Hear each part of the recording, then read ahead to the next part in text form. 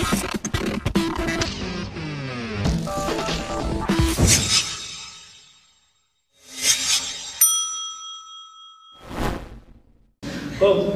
200 چشمه داشته است بینید یک بهشت بخره همه عربستان سعودی دیگه که یک نوعی بود 200 چشمه داره بگه بفتی اون بهشت همونجا هست چونکه او همین بهشت چه تصور کرده است در قرآن که جویهای آب چشمه است درخت است چونکه برای عرب که یک خیال است برای بهشت هم که تصور کرده است ولی من دوکی داره در تاجیکستان در بلجمون 200 چشمه دارد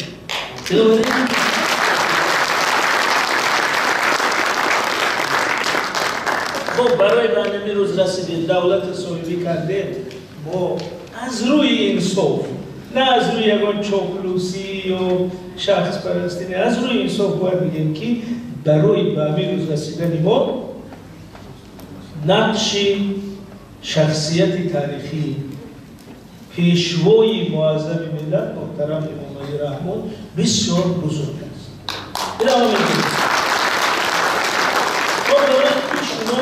درباره شخصیت و کارنامه پیشوای محترم ملت بسیار شنیدگی است. هر یک تاجیکی آگاه بداند من چند چیزی را گفتنی هستم که از نگاه دیگر از نگاه سیاست شناسی بینید امام علی رحمان برای چی ما اینا من شخصا شما اگر اینترنت ببینید من درباره پیشوای ملت چقدر باوری تحلیل گپ می‌زدم هزار قرات میکنن از بیرون یکی من میگم ای برادر این عقیده من از چطور دیده شخصیت امام علی رحمان برای ما یک شخصیت خیالی تبلیغاتی گفته ساخته نیست زیرا همه ما این کسی که سن و سال ما است از روز اولی به صحنه سیاست اومدن تا امروز هر قدم او رو دیدیم اینا در درس خیمیا و فیزیک ما میگیم جسم از نقطه A تا نقطه B حرکت کرد تراژکتوریای حرکت جسم معلوم است همین تراژکتوریای حرکت امام علی رحمان در فضای سیاسی برای همه ما معلوم است این کارنامه او در پیش چشم همه ما رخ داده است ما در کتاب تاریخی از حدود بلدان و از تاریخی تبری خونده نامده ما خودمون شاهد زنده همین کارنامه هستیم بنابراین وقتی من گپ میزنم میگم که همه چیزی من درباره درخت پیش خونم و معلومات دارم که قدر بود اینا چناری بزرگ شد درباره شخصیت پیشوای ملت هم علمی ما همین دقیق است این اما خیال و گفته و افسانه است بنابراین ما چی میگیم درباره پیشوای ملت که بزرگترین حادثه ای که بعد از استقلال شد همین بود که ملت ما بعد سالها بعد 100 سالها دوباره صاحب لیدری سیاسی خود شد خب حالا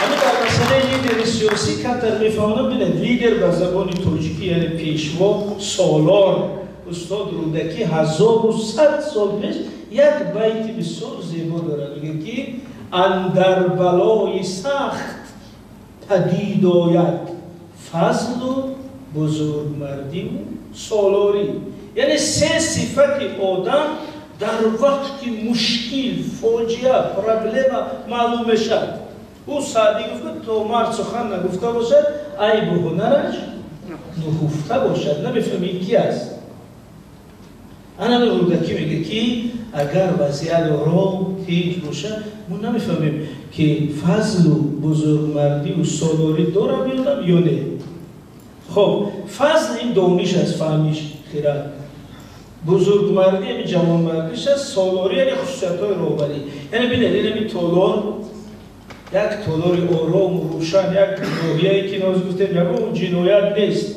شب میگردی روز میگردی همین تالار آرام ما نمیفهمیم کی چی هنر دارد اما مبادا چون که در همین کتاب این تاریخ همایونی است که در بلجمون خرس سیاه است خرسوی مشهور سیاه که از بخارا زکات میکنه که ای پوستی همو بیاریم و چی کنیم چی میگم شوبره چی میگم پوستین کنیم با مردمی بلجمون قد دلیر بده که برای که همون پوست شکاف نشود همون خرس با شمشه با خنجر شکار میکنه با کرد اشکمش میزنی تو که و جامعه امیر بشه.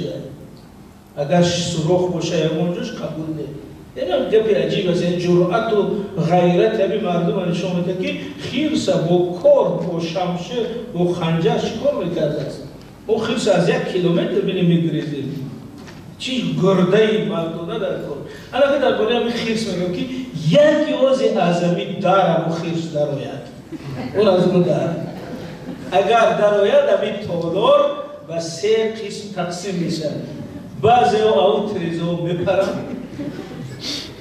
بعضی ها تگی کرسی ها و میزا اینا و تگی منبر میدارن. اما حتما اینجا بلجوان است به مرد نیست. بلجوان سرزمینی مردم است. بنابراین حتما کسی پیدا میشه که یکان ستولای کرسلوهای منبر گرفته سری همون خیرس میزنه مردم نجات بده. اما میگن لیدری سیاسی.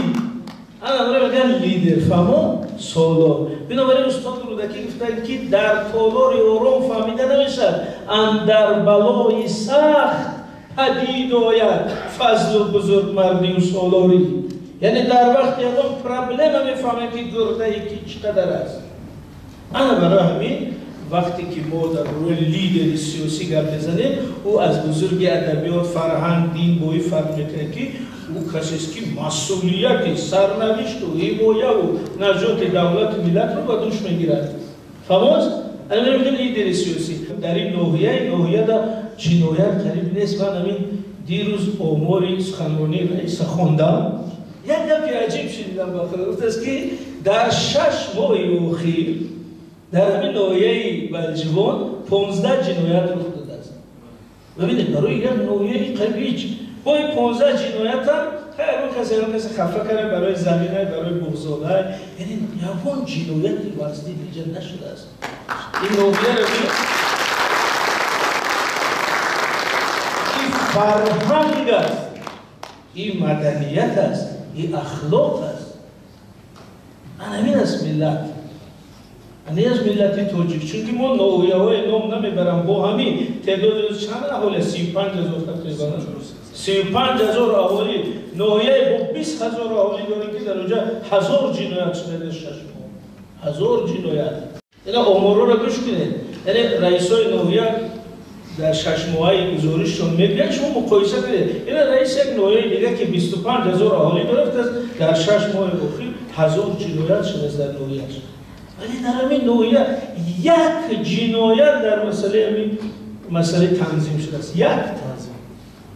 یعنی این ناحیه یعنی اخلاق، فرهنگ، تمدن و معنویت است. در قوسین مرتبه اگر شما 100 سوم داشته باشید در اون 15 جنایت داخل شود 99 سومش دزد دیدن. 1 سوم در دست شما مونده است. من میگم 1 سوم که شما میگید برادر این آخرین 1 سومونی است. به این باید امروز در چی خورم نمونم. به این باید خونه روم شب در بیرون نمونم. یعنی 1 سومون برای شما اهمیت حیاتی بگیرد. آخه هست در قیاس. یعنی تاجیکستان 1 فایزی باقی مونده از اون حدودهای تاریخی ما این دیگر اهمیت حیاتی دارد. تمام؟ انا برای همین وقتی سرود ملی میاد که تو از امید رفتگان ما نشانه ای ما چیکار میکنیم؟ هم یک بار گیریم بانمون راست میکنیم مثلا دستخوان ساز میکنیم یا که زنها جا بانمون راست میسته میگیم که تو از امید رفتگان ما نشانه ای تو آخرین چیزی که در دست ما مونده بنابراین تو رو از دست نمیدیم. همین قسمی هر روزه ما در نزد وطن میشن. همین سرودی ملی صدا داد یا در دیوار دیدید یا در تلویزیون خوندن یا سحری صدا داد در مکتب صدا داد. همین جایی که تو از امید رفتگان ما نشانه یک بابت لرزیده گیم که انا معنا شبین است. انا مو وقت هیچ وقت مهری این وطن از دل ما نمیره. فهموز؟ انا همین مثال اگر خواهید دقیق فهمید همین بسر قدرت آمدن اسماعیل سامانی رو برای پیش رو بیاره. همین شهر بخارا یک شهر بزرگ. این خیلی که اسماعیل سامانی اومد بخارا رو عبور کرد. بخارا پیش از سامانی هم عبور بود. سال 715 وقتی عربا میگیرن ببینید بزرگی بخارا رو چه نوشته است. یعنی بخارا شهر آباد بود، اینا یک شهر پر از شاعر، نویسنده، عالم، ستاره شناس، طبیب، هنرمند هر سال یک کار داشتن. تمام جوانان مردای بخارا را از این بهار تا تابستان میبرآوردند. زنها شما خوراک پزه، نان پزه، حشر است، دیوار بخارا را اندازه میکنیم. چون که تمام گرد بخارا را دیوار میکشیدن. دیوار بلندیش 10 متر، پهنش 5 متر. چرا اینقدر دیوار میزدن بخارا؟ چون که هر سال و همین تیر ماه که میشد گندم جمع کردیم، پیسته جمع کردیم، بادام و روغن پخته، ذخیره 2 ساله، باز میگن که ذخیره 2 ساله بگیم مواد غذایی را جمع کردن تیار.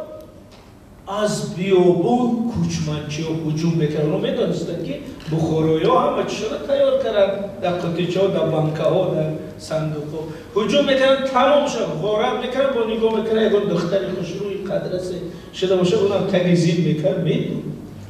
هر سال بخارا غارت میشد. با همه علما میبرامدن سرنه خدایا از این بدتر مکنه آمین.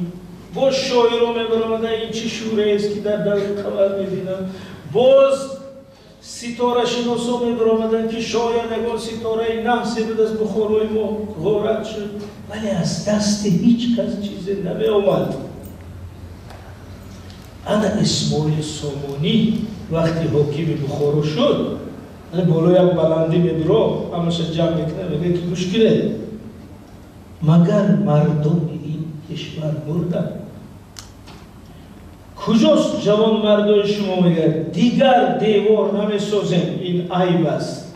همینجا بزرگترین سخنی سیاسی شکل است، گفت که من دیوار بخارا ناییدم. دیدید؟ این لحظه‌ای و صحنه آمدن لیدر سیاسی، این شاعر، نویسنده، عالم، امام، فیلسوف همش بزرگن، ولی لیدر سیاسی تا من چیزی دیگه. اسماعیل سامانی آمد گفت که از همین روز من دیوار بخارا، تا من زنده هستم کسی جرأت نمیکنه به طرف بخارا نگاه کنه. تا من زنده هستم کسی جرأت نمیکنه که به بخارا هجوم کنه. و تصور کنید که همین سخن 100 سال کار کرده است. 100 سال کسی به بخارا هجوم نکرده است. او استخوان‌ها اسماعیل سامانی پوسیده رفت، بعد ترکا دوباره خیستن. این لیدری سیاسی، وگرنه شهر پر شاعر و عالم و فیلسوف و هنرمند و طبیب و ستاره شناس بود که انا در کتابی بیان که چی میگه که اسماعیل گفت که من باره بخارایم. باره دیوار میگه، بلندی رو.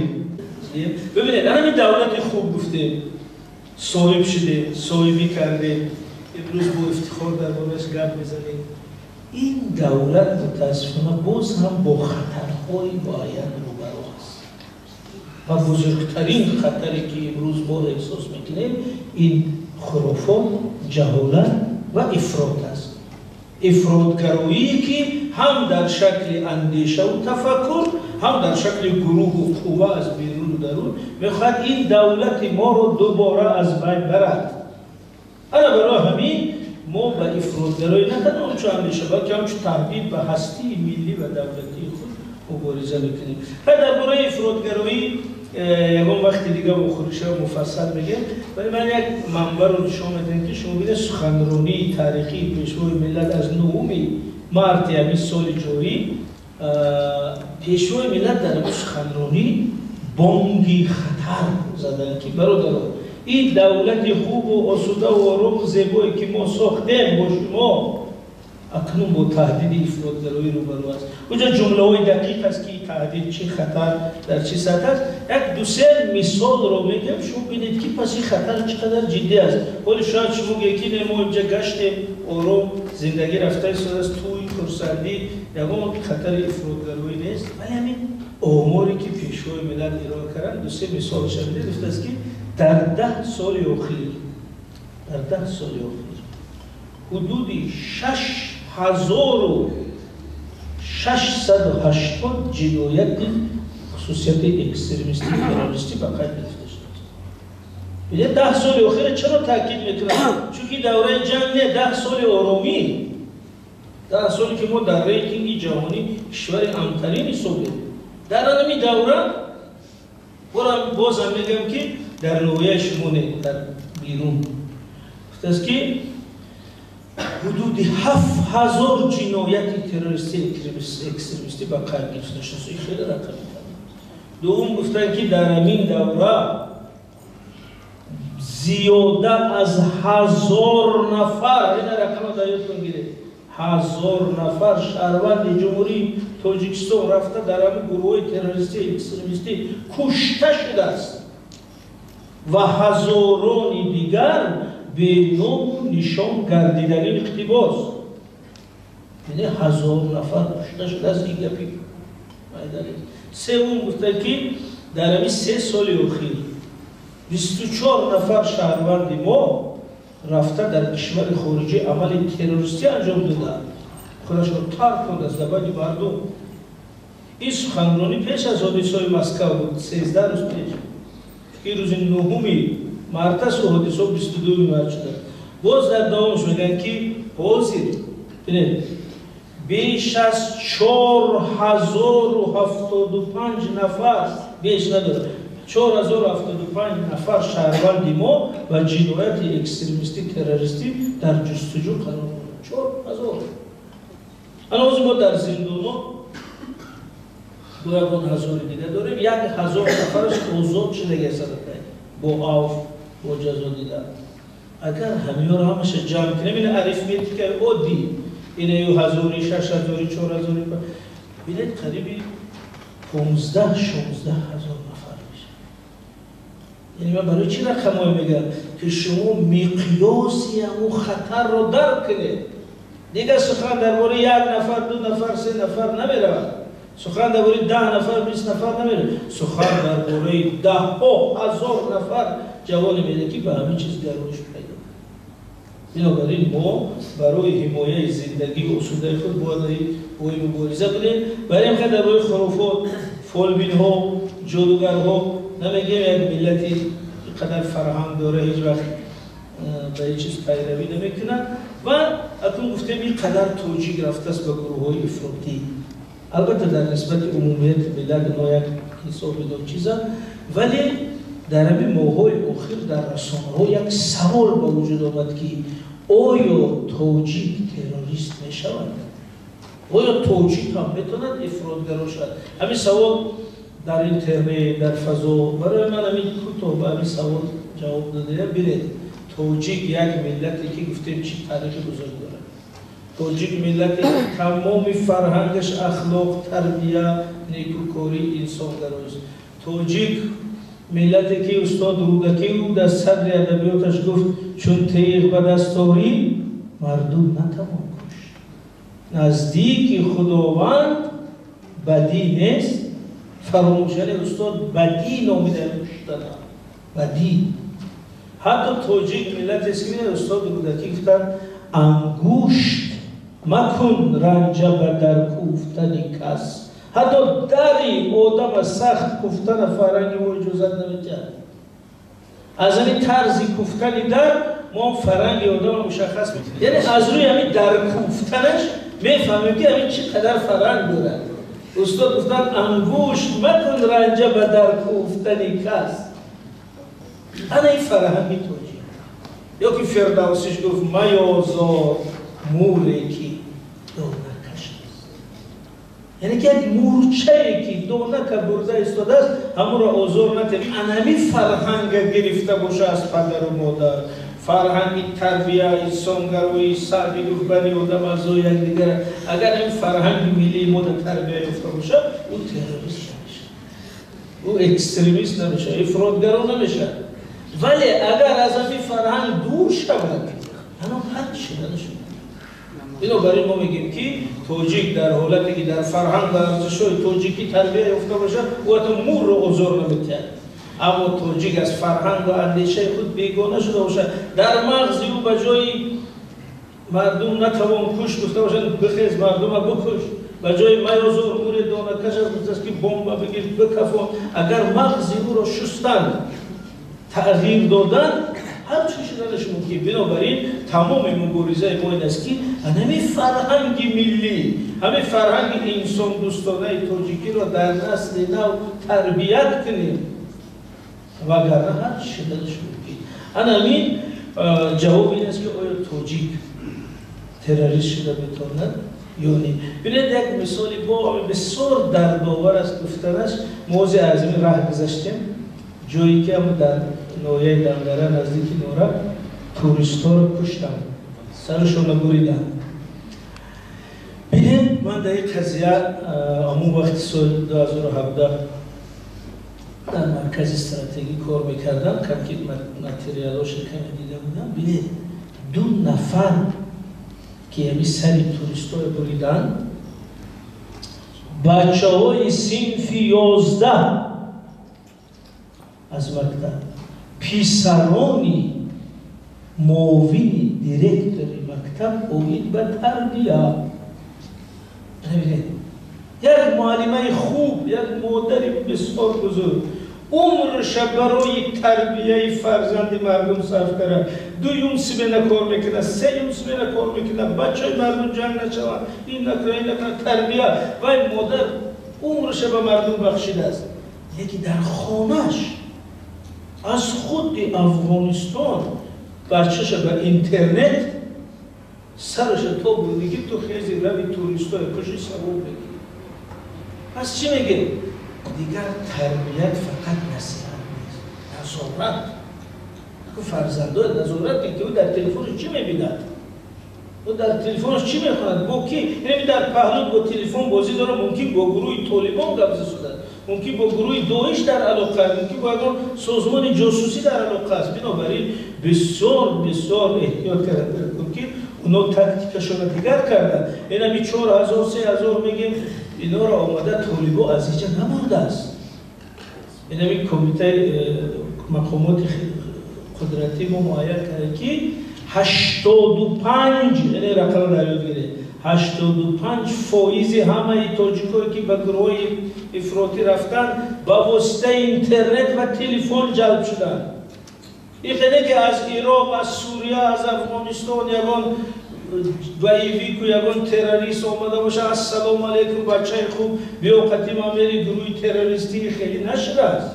او در همون امریکا است، در اسرائیل است، در کجای شیشت است و تلفن مغز اینا را جلب کرده برسول را میکنه که خودش گرفته و بلیت گرفته میرد.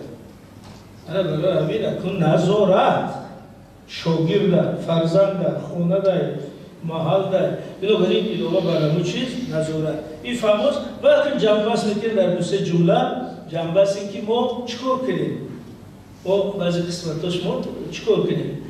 ما همین یک متدی او سنت میگیم که همین بعضی ارزش‌های کلان سیاسی که در موردش گپ بزنیم باید در سطح فرد فراریم. مثلا میگیم استقلال، اینا من شما رو به استقلال تبریک میکنم، او را روز استقلال رسید 30 سالگی استقلال تاجیکستان به پیش، همین شعارهای خوبه میگیم. دقت کنید که در وجود یک آدم، یک شهروند، در درون یک خانواده همین ارزش چقدر است؟ یعنی ما یک سوال میتونم شما جواب ندید، چون که اکثر ما خجالت میشیم اگر جواب دهیم. شما در دلتون جواب دهید که چند نفر از سوی پدر و مادر جشن استقلال در خانهش جشن گرفته است، در خانهش. این عید قربان، عید رمضان، شب دراز کلچه پس، ارزوق پس، دسترخوان کن، تورت کن، لباسی نو بیار و بچه‌های گردک ده. چرا در عید استقلال نمیکنید؟ انا برای همین اگر شما هم حالت داشته باشید که او انا تلویزیون میده استقلال بده است، پیشو ملت گپ زد، در دوشنبه پرد بده، آدم‌ها گذشته ایستادن، شما تماشابین استقلال. اما اگر استقلال از اون مفهوم تلویزیون بیاریم درون خانه، از کوچه بیاریم درون خانه، مثلا نمیسالی که شما سر کنید اینا یک ماه پس استقلال شما گیره میساد استقلال در دختر چون در لباسای نو میکنه. اشه اگر روز استقلال بچه ها در لباسای نو، اما روز استقلال شد شما مثلا مادرای عزیز یک تورت خوش رو پذیر یک آش تازه همین سفره رو خوشنود کنه. بچه ها میگن که این چی گفت؟ زادروزی کی باشد؟ نمی‌یابند زادروزی اوچان باشد. میگه زادروزی جمهوری تاجیکستان.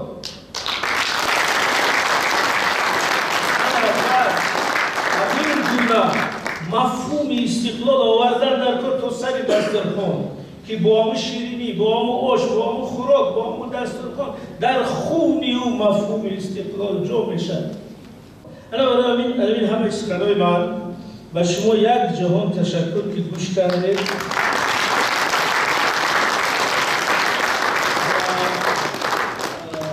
بسیار گذشته از وقت یک گپی خوبی دیگر اینو نمیخونم. یک شعر داشتم من در فیسبوک از خوانید، نامش دیگر سیاه نپوش. ولی در این کریدور معلمه رو گفتن که معلمه مومین کجا شدن؟ آن کسی گفتن که معلمه یک شعری دیگر سیاه مپوشن در همین ناحیه خوندید و این کسی گفتن که در همین ناحیه ما یکم تا سیاه پوش نیست. دیدید گفا؟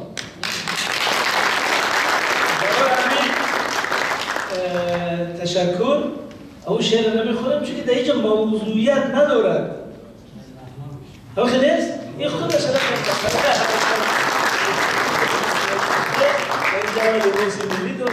در اینجا خیلی شکلون نیست. برای همین شعری که دیگر سیاه مپوش کسی زرده در فیسبوک در صحیفه مونده ولی اینجا نمیخونم. بار دیگر از رئیس محترم نوعی از همه شما برای چنین پذیرایی تشکر. روز استادو دوام میتن قسمی خوبی بعضی تشکر.